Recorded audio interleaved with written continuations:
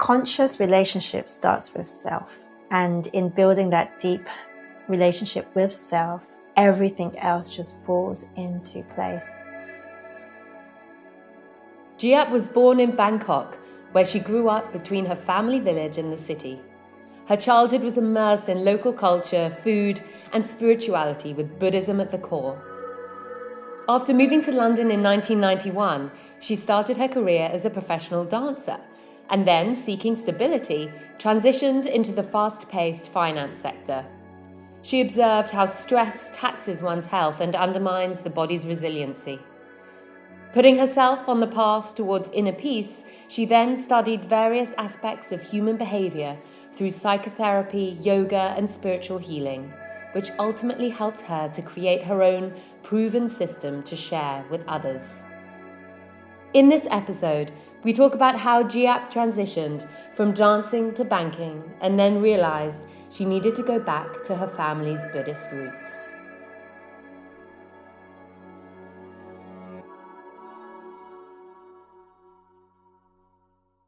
You're listening to Going Conscious, the podcast where we discover new ways to live a more conscious life of fulfillment and freedom.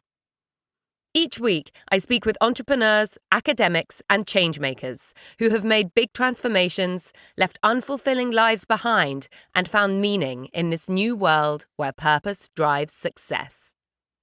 Let's get inspired to live our unique journeys to the fullest.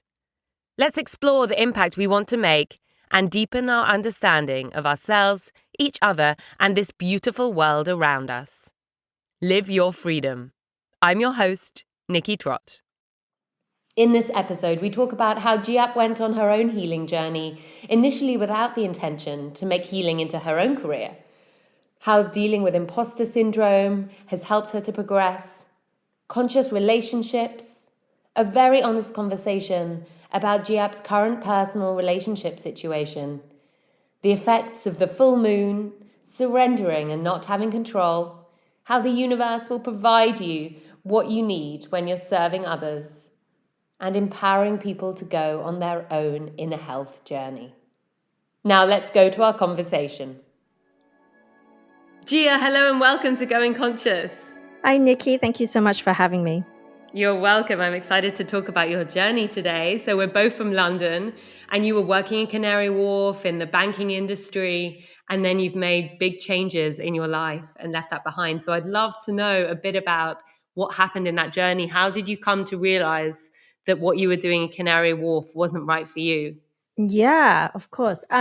So I guess I was I started off as a professional dancer that moved into the world of finance and banking.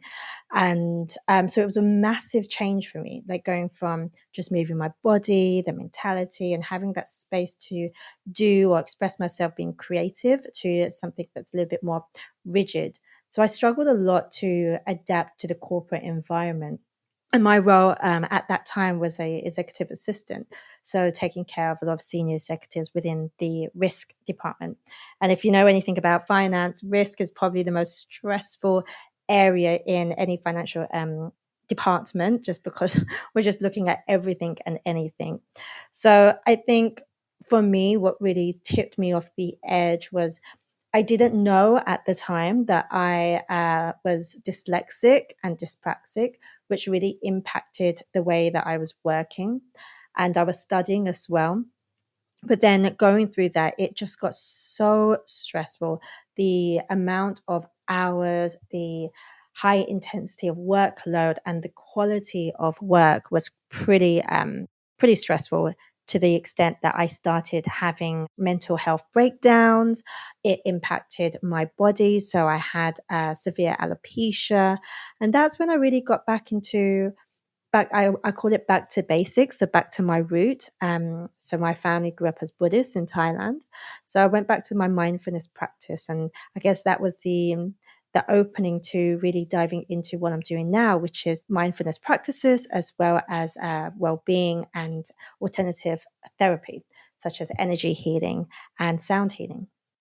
Wow, amazing. So you really had all of these different signs that what you were doing wasn't right in your mental health, in your physical health, and then you went back to your family Buddhist roots. And what did you find there in those mindfulness practices that helped you to connect with what the right path for you would be? For me, it was more about taking things back to basics of this monkey brain, this doing mode. I think sometimes it's almost like this fight or flight, and we're constantly pushing our boundaries to try to, make things meet and maybe falling further away from what is important to us. So yeah, I mean, with the mindfulness practice, things that I can do every day from meditation. And it was interesting because a lot of the time in the West, we're thinking meditation is, sitting down and sitting on our yoga mats, whereas actually there's so many different ways to meditate and to have mindfulness practice. And looking back at now, I'm thinking mindfulness practice is something that almost like the West have designed, but into back to my basics and my roots, it was just a way of life.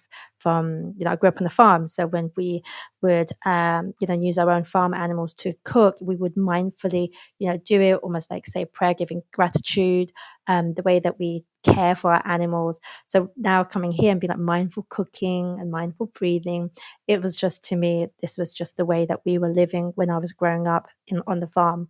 So that's what I learned going down that route, is reminding myself of the simpler life, and may have stresses in its other shapes and forms, but definitely meant like I could actually focus on what was truly meaningful to me. And unfortunately, printing out of documents and board meetings and papers wasn't something that lit my heart up, if you could say. Yeah. So when you went back to basics, what did you find that was truly meaningful to you? And how did you then translate that into the next steps for your career? Mm. So for me, it was more about my back to basics was healing, the path of healing, and the path of actually, instead of being on this fight or flight mode, it was more about what is. I hear a lot of people say, "What is your purpose?"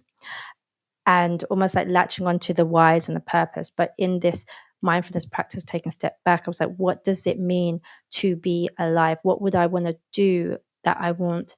I just said, like, live in regret. And for me, it was anything. The first path was actually healing. Like there were so many broken pieces inside that led me to that point in my life. And it wasn't latching onto an identity, but latching onto like accepting for what is, if that makes sense. I love what you say about what is actually, and really getting back to the reality Hmm. of that. So how did you then take your healing journey that you went on at this time into finding your next steps for your career? So I think with many, therapists, healers, coaches, I found talking to a lot of them, it starts off with their own inner journey. So for me, the first thing was I remember meeting my first mentor, who was a Reiki practitioner at the time. And she kind of just did this aura scan on me. I was just like, okay, this is blah, blah, blah, blah. So I went and studied Reiki, energy healing. And it was all part of my own healing journey. I never had the intentions to make it into a career. I just had the intentions to heal myself. At the time, I was studying like psychology, counseling, and psychotherapy, but it just felt like it was all in the mind still, and nothing was shifting in the body or in the soul. So just trying to bridge the gap between the two. I mean, through like the studies of that, I just automatically, I guess, when you do your energy healing or your practitioner course, you have to practice on people. And I thought, well, I want to, how should I say, I wanted to perfect my craft and help as many people as I could. But more than anything, I wanted to share my story as a way of also healing, because I found the world within finance or the commercial industry, whatever, could be really lonely because we don't share or connect enough. And people come to see you when they're broken, whether it's to see a GP or masseuse or an energy worker, they come broken. And half of these things could actually be healed when they just feel safe and seen to talk it through. And it doesn't have to be so intense like being in a therapist room. It could just be through casual conversations. So I guess that was the beginning of my journey to doing what I'm doing, into coaching and then doing the energy work at the same time. Amazing. So how do you combine coaching and energy work now in the way that you help your clients? Right now, so my mission for this year was actually, since COVID, I was a little bit lost because obviously I couldn't be in person with people. But I had this mission to share my story, and then give tangible tools and tips. And that's when I went on Clubhouse. A friend of mine said, and it wasn't actually to share my story in Clubhouse. My friend had actually sent the recommendation so that I could learn around business and learn about marketing and learn, whilst I am locked down, using my time more effectively. But I found myself in rooms and just sharing my story, and then sharing the tools that I've used, which is, whereas before it would be face to face or going to conferences or going to speakers events. But just through Clubhouse and having these really lovely casual conversations, it was still doing what I love through the coaching.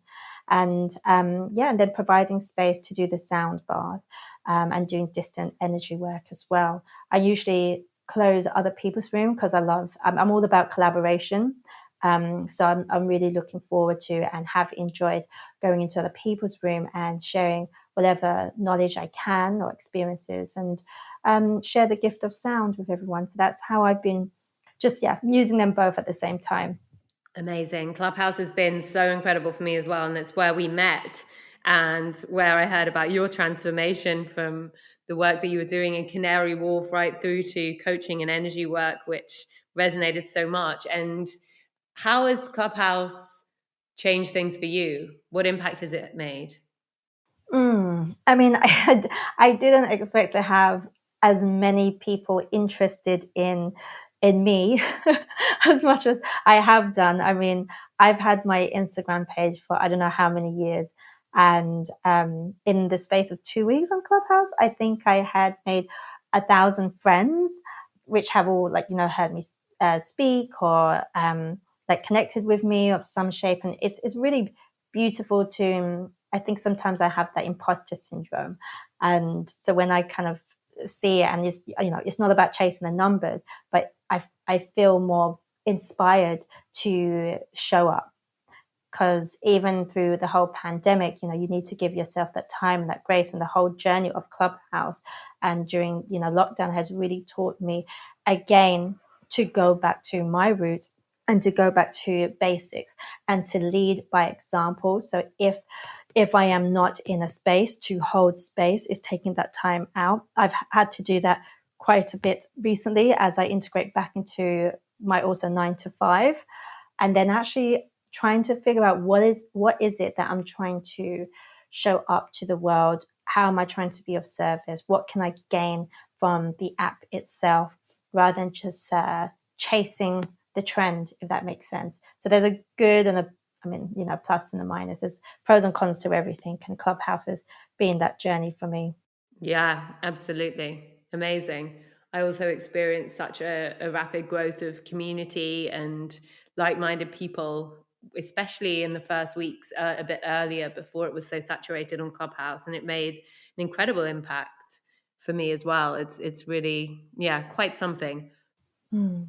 So, can you tell us a bit about what makes a relationship conscious? I know you work with conscious relationships. Mhm. What is a conscious relationship? So, a conscious relationship to me is where two people have done enough inner work to know where they come together, in commune. And this comes from, I guess, my practices of Tantra. So, I went to Thailand, I studied Tantra on my own, again, healing journey through my sexual traumas.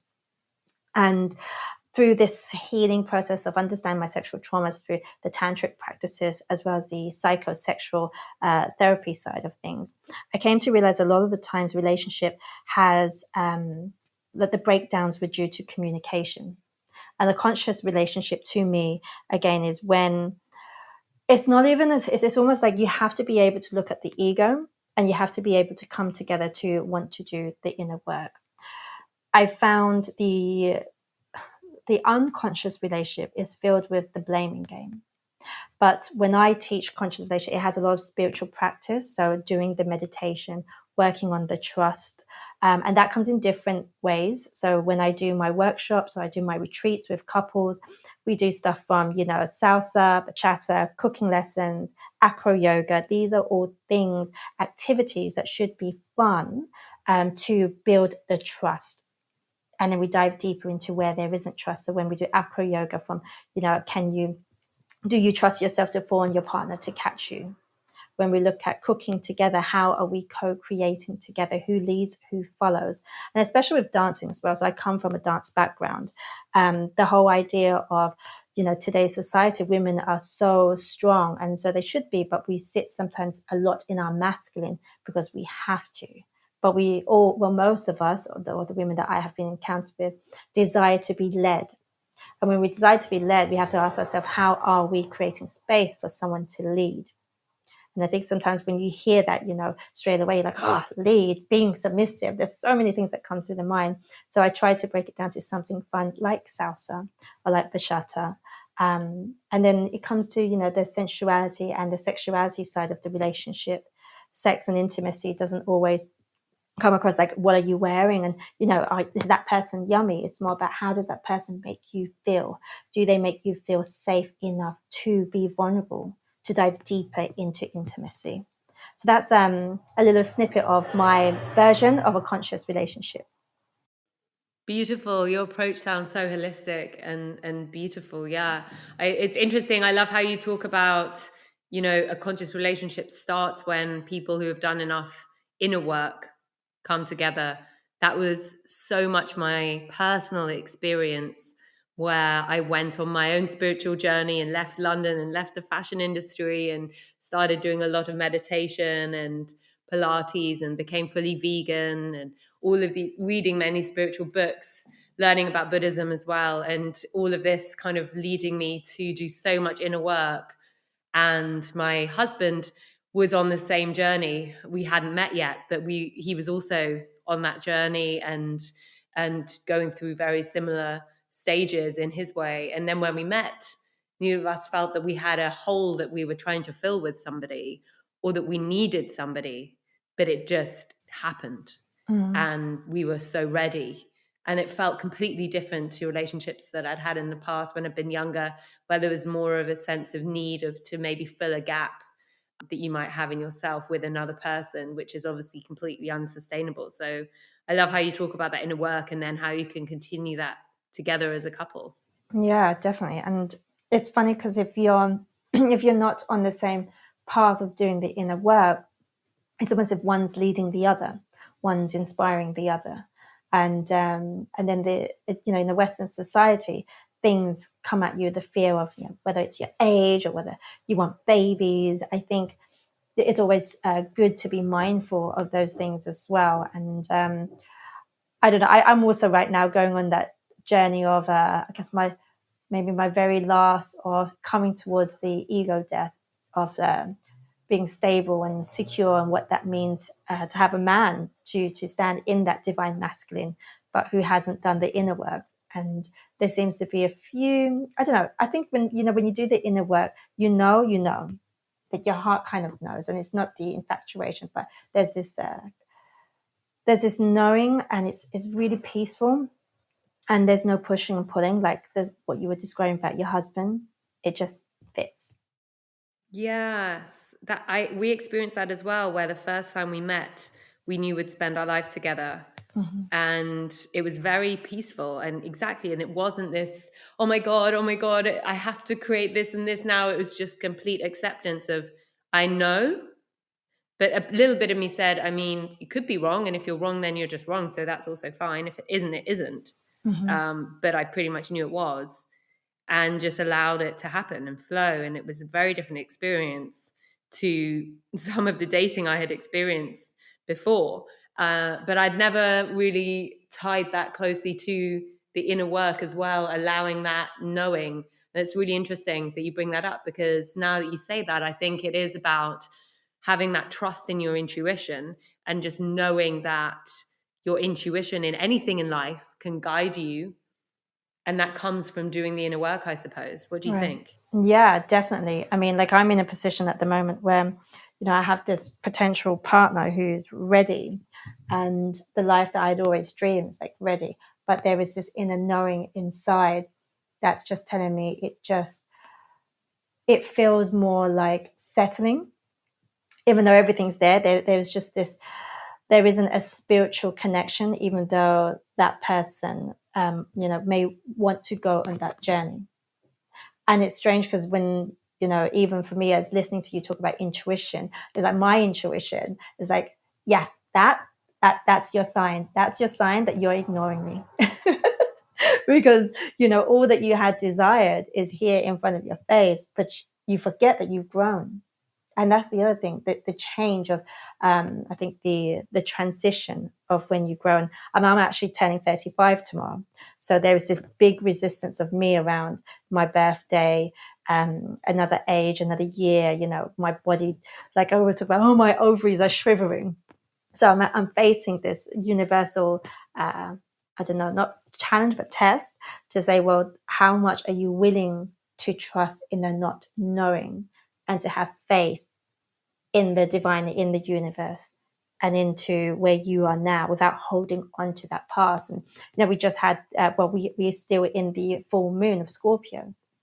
And that Scorpio has a lot to do with ego death, especially around relationship and not having control. And this is, this is where I am at the moment, of the intuition, the knowing, and the trust. I think when it comes to relationship, even if it makes sense on paper of what you thought you had wanted, if it doesn't feel aligned in your soul, then don't do it, because your soul will just suppress. It's almost suppressing not only your soul, but you're suppressing your voice, you're suppressing your heart chakra. Everything gets shut down because of something that you had put out into the universe a long time ago. And that's the thing with the universe will have its own divine timing. So when it comes around, you're like, no, I wanted that 10 years ago, not right now. Right now I've hit another level. So so it's an interesting journey. And I love what you said about intuition. Again, life just always throws itself back to you. It's all about your journey with self and God, and the dance that you have with the divine, the universe, and your partner. Wow. Happy birthday for tomorrow. I'm happy to be celebrating it a bit here with you. And thank you so much for such incredible honesty and vulnerability there, and really sharing how you're feeling, and this separation maybe between your intuition and your mind. And I think everybody can probably resonate with that. I certainly can, where I think we probably all have an experience at least once in our lives where that happens, where our mind tells us this is perfect, this is exactly what you wanted, this is everything that you asked for, but then the body says it's just not quite right for me today, now. If you enjoy Going Conscious, please subscribe for a new episode every Wednesday. If you think your friends and networks would benefit from listening, please share this podcast of fulfillment and freedom with them. And if you listen on Apple Podcasts, please rate and review. It's great to read what you think, and your support makes a big difference. Together, let's grow our courage and tools to transform and live the lives we really want to. As well as creating Going Conscious, I work as a transformation coach and conscious brand consultant. I'm on a mission to help holistically maximize conscious entrepreneurs to drive positive changes for themselves, others, and the planet. I can help you to transition and level up personally, and I can help your brand grow and make a bigger impact. To connect with me and find out more about how we can work together, find me on Instagram @NikkiTrott or on my website nikkitrott.com. Please get in touch. I'd love to hear from you, and let's talk about your path of growth and development. And you have to be willing. Like I remember I was talking to this friend of mine, and he's all about prolonging life. And I get it, it's because of his age. And what really came up to my mind that kept on coming up is that you have to be willing to lose everything to receive everything. And on paper, this gentleman would have been my everything. Well, he is my everything. Like I could literally leave, my 9 to 5 and just work on my business and being of service and just being in that element. But yet, like, what is the sacrifice and what would I lose? And, at the same time, like, maybe the thing is I have to be willing to lose it all of the something that seems so logical and simple to a non-conscious mind, and just trust. That's a scary thing is, when you start your spiritual journey, or even when you're leveling up or upgrading, whatever you call it, there is this trust and there is this unknown, but you fear it, but you jump anyway. And that's, it's a scary time. It takes so much courage. I had a really similar experience where before I had a lovely relationship with a lovely man who's still a friend of mine. We were together for 5 years, and friends even looked up to our relationship, saying they just hope they can find theirs one day. And I think we were really expecting to follow a traditional path and get married and create a family. And over time, quite quickly, I just realized that actually I wasn't fully fulfilled, and I had the perfect life on paper, but that there was more I had to discover, and it was up to me to make that choice. And I could not make it. I could not find out what was on the other side. And it was scary. I quit my job, my relationship, everything at the same time. That was my Saturn return. I was 29, and everything happened at once. And then I moved to Berlin, and I was single and setting up my first business and really creating my life and going on my spiritual journey. And a few years later, then met my husband, who, as you know, as soon as we met, we just knew. And we're married now. We only met less than 2 years ago, but yeah, it feels like a different lifetime since that day.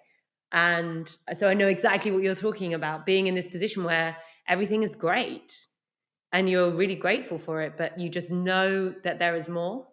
Mm-hmm. And that you have to embrace the fear of the unknown to be able to get there. It's like, without the fear of the unknown, or without embracing the unknown, we don't need the fear, but without embracing the unknown, we can't really give ourselves the opportunity to grow. Right. Wow. Powerful. Well, I wish you so well on your journey. It sounds like you know the path you're taking. Oh, it's so scary. I'm not gonna lie, Nikki.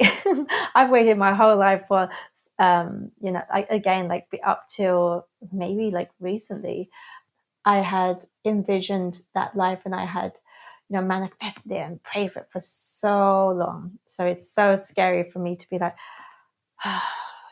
it's to walk away from something that I have held on to for so long. And that's also, a part of the ego death, and a part of attachment to relationship and attachment to an idea. And you know what? Maybe I'll regret it. Maybe I won't. But the truth is that if I was able to manifest that into reality, then what is there to say that I won't manifest the next big thing? I'm just more leaning into that than into the past, or into the uncomfortable feeling of things not being aligned. Yeah, I know. And I think that that's something that holds everyone back at some point in their life, when you think about, well, will I regret it? But from my experience in my life, and with my friends and with my clients, personally, professionally, I've never seen someone regret following their intuition. Yeah. I've only ever seen regrets tied to the fear of the mind. Mm-hmm. Mm-hmm. And so I'm led to truly, truly, fully believe in and trust that we all have this incredible intuition within us, which can guide us if only we listen. Yeah. No, I totally agree. I just find it like talking to him, like, great, full pink moon, like another turnover. And, everything is around relationship with relationship itself, and me, making this decision that I know is right. But all will be well, and all will be just fold into alignment. Absolutely. I know it will. Just like got a sage and cut all this cord of Yeah, it so will. I think that every person is greatly rewarded for following their intuition, whether it's by the universe, wherever it comes from. I think that this intuition, I really believe that our intuition is divine, Mm-hmm. and that you are then rewarded by that divinity when you're in flow and in alignment with it. Mm-hmm. Yeah. And it's amazing hearing you talk at this point where you're making this big decision, but you're already so aware of so many of the lessons that you're learning as you go through it. It's really incredible to hear.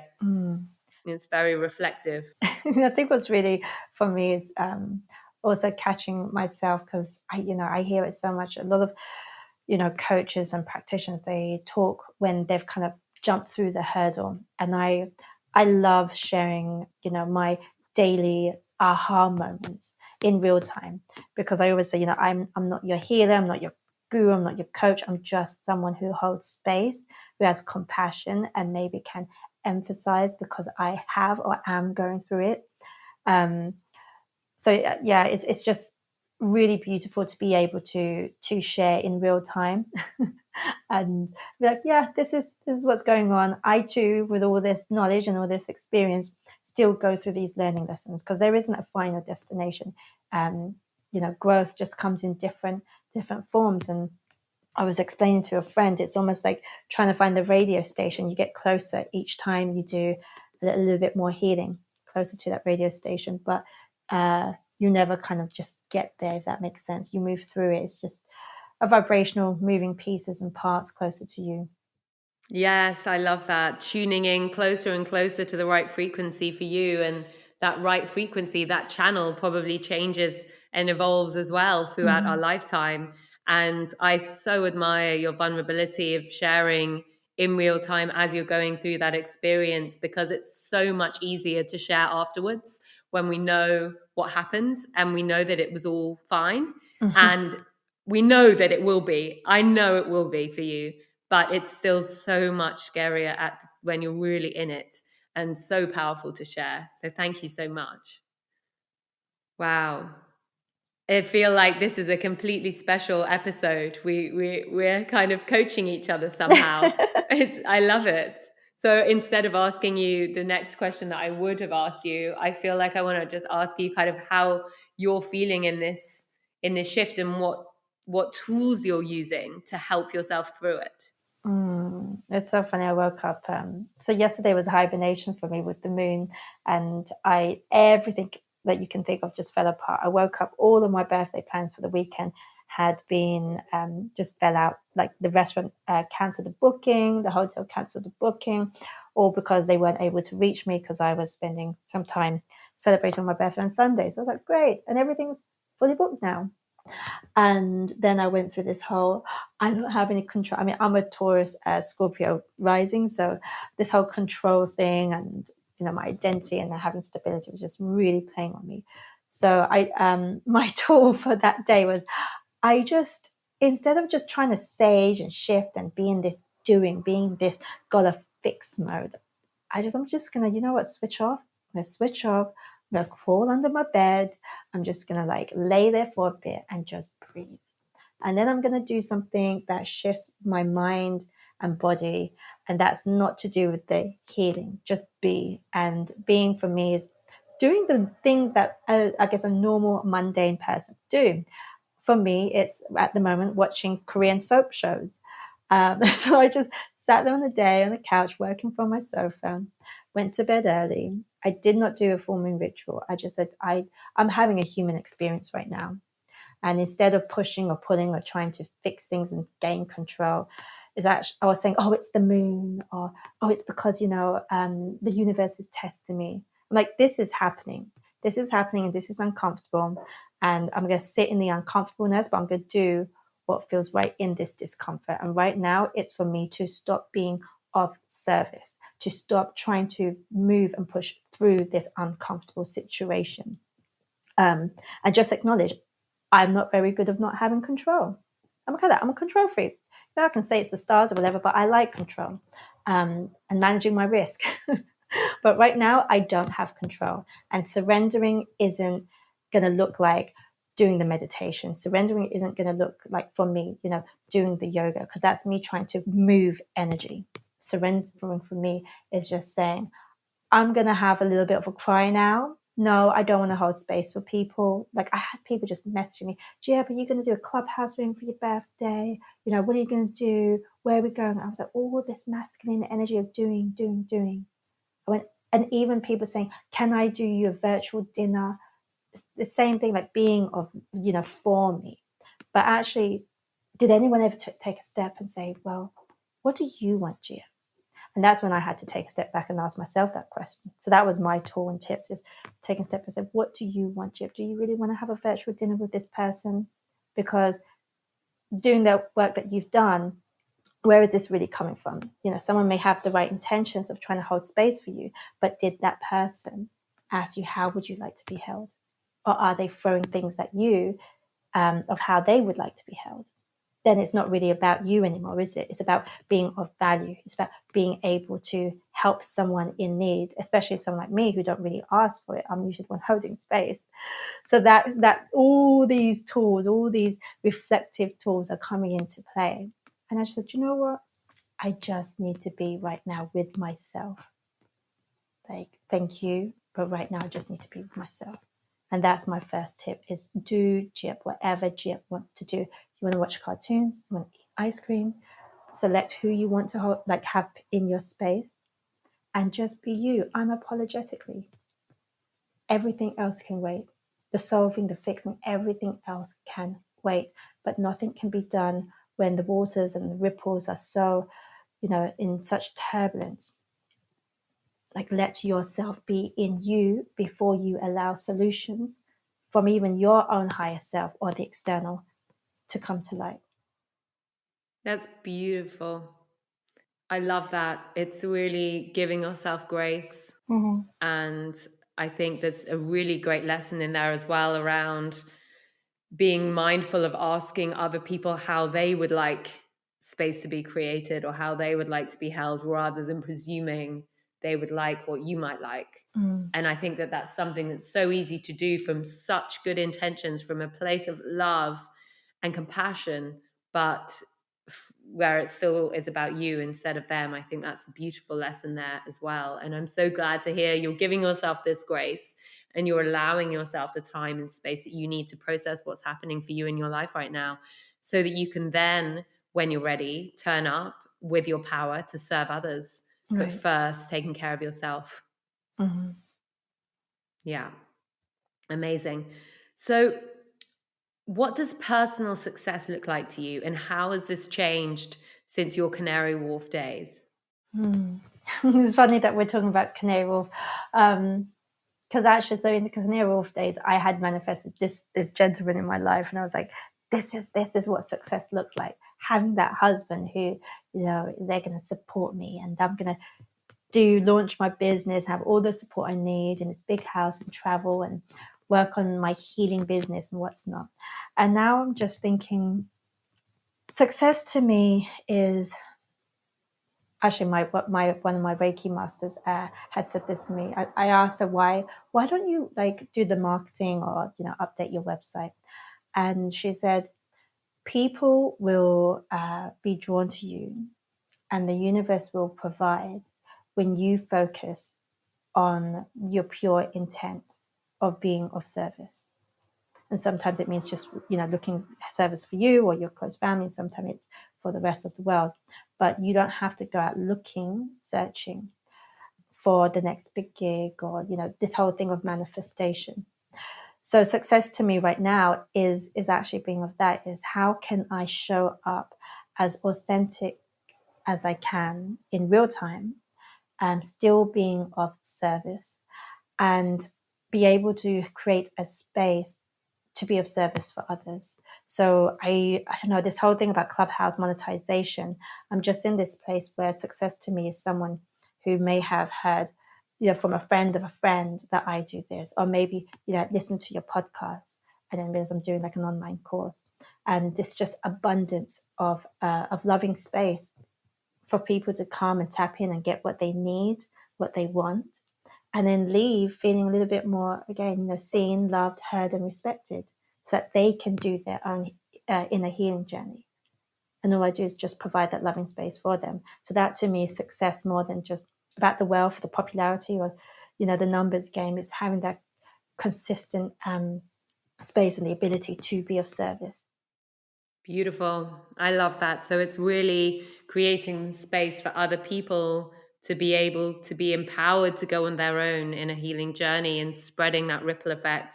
It's beautiful. And it's also what I do in my world as well, where I work with conscious entrepreneurs, people who want to make a positive impact on the world.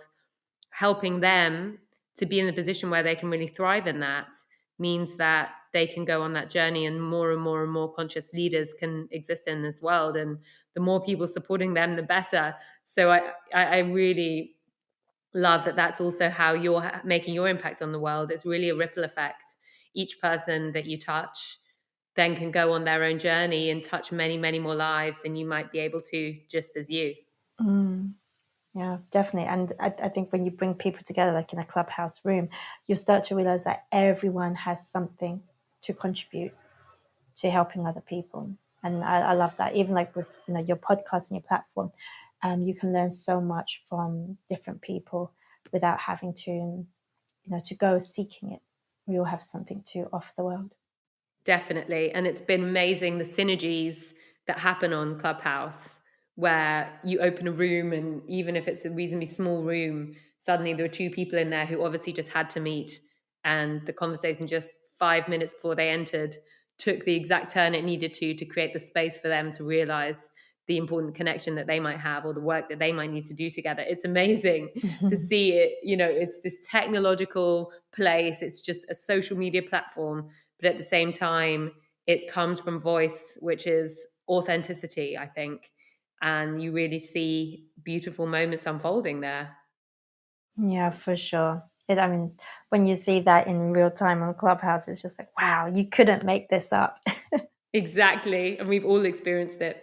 So, is there a key takeaway or message from our conversation today that you would like to share? I'm going to say conscious relationship starts with self. And in building that deep relationship with self, everything else just falls into place. And, like you said, trust your intuition. Your intuition is there not to, its only job is for the benefit of you and not anyone else. There is no logic. It's just pure love. Those are my thoughts. Pure love. Thank you.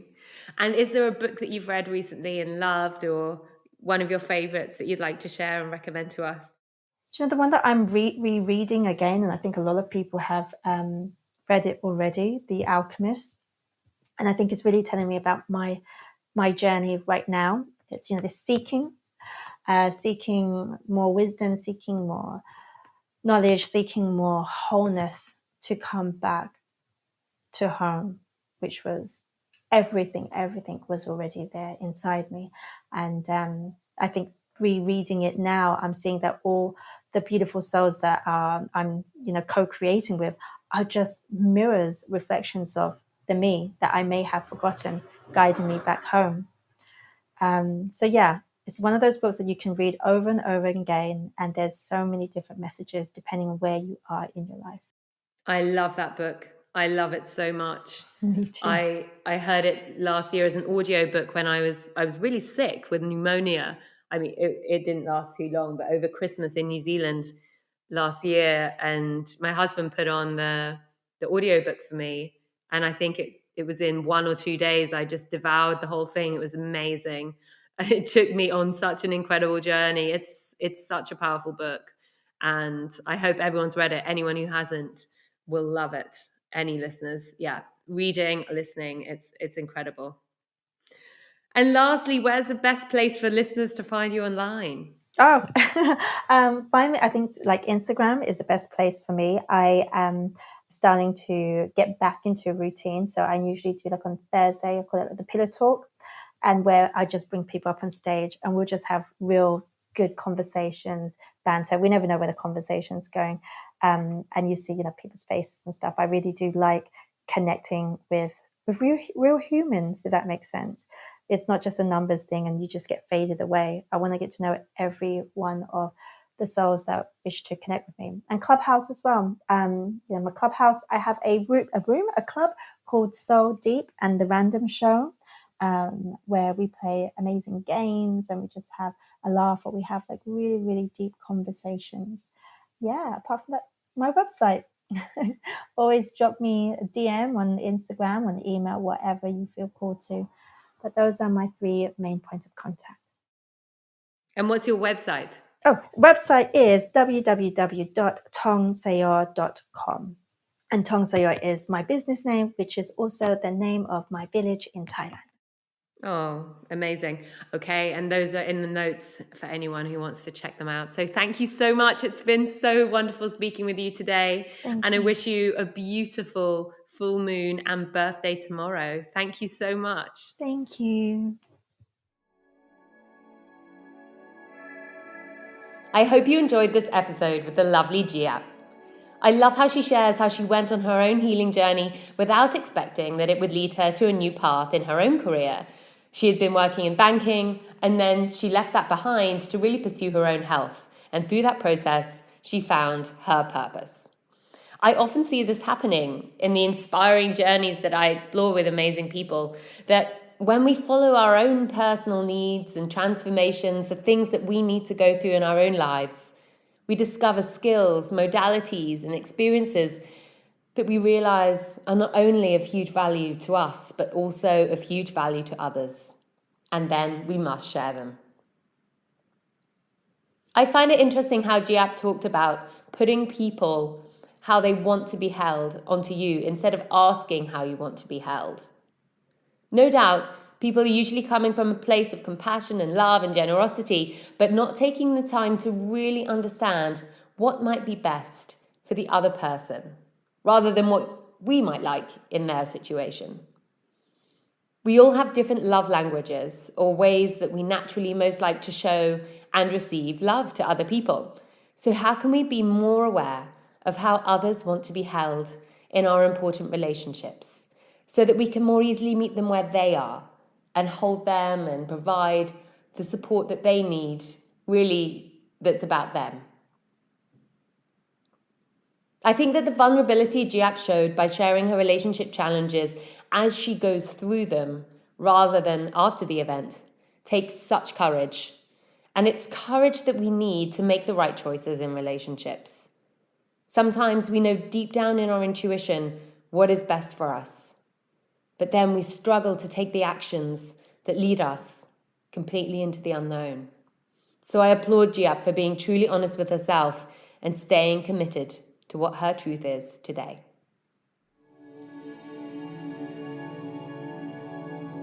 If you enjoyed this episode, please subscribe now. And if you're on Apple Podcasts, please leave a 5-star rating and short review. If you think people you know might benefit from listening to Going Conscious, please share it with them. I know I get much of my inspiration from podcasts which are shared with me. For all episodes, our library and more, visit goingconscious.com. Your support to spread this positive message of fulfillment and freedom means so much. As well as hosting Going Conscious, I help conscious entrepreneurs to transition and unleash their power and purpose with my transformation coaching and conscious brand consulting work. Discover more on Instagram @NikkiTrott or on my website, nikkitrott.com. I'd love to hear from you and to talk about your goals, questions, or how we can work together. And if I don't hear from you before then, see you next Wednesday on the next episode of Going Conscious. As always, live your freedom.